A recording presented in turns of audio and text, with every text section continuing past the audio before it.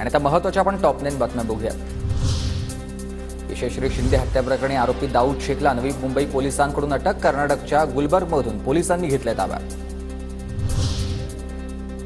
शीना बोरा हत्याकांड प्रकरणामध्ये सध्या जामिनावर असलेल्या इंद्राणी मुखर्जीचा परदेश प्रवास लांबणीवर। विशेष कोर्टाने परदेश प्रवासाची दिलेली परवानगी हायकोर्टाकडून रद्द। 2 आठवड्यांची मुदतवाढ।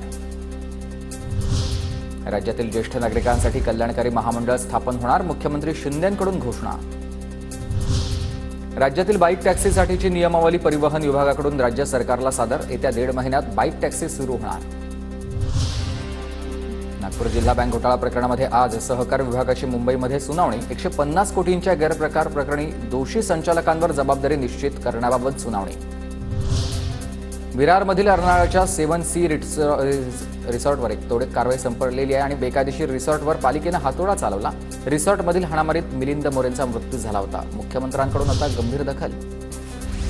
गुजरातचे जीएसटी आयुक्त चंद्रकांत वळवींच्या सातारा, नंदुरबार, नाशिक या जिल्ह्यात देखील जमिनी आहेत। जमिनी आढळल्यानं महसूल विभागाच्या राज्य अप्पर मुख्य सचिवांकडे चंद्रकांत वळवींचं प्रकरण वर्ग करण्यात आलं। गडचिरोली जिल्ह्यातील आलापल्ली भामरागड राष्ट्रीय महामार्ग आता 12 दिवसांपासून सुरू झालाय, तर पूर ओसरण्यास सुरुवात झालेली असतानाच भामरागडवासियांना दिलासा मिळाला। विधानसभा निवडणुकीच्या पार्श्वभूमीवर शिंदे गटाची मोर्चे बांधणी बैठक घेऊन माजी खासदार हेमंत पाटलांनी केले मार्गदर्शन।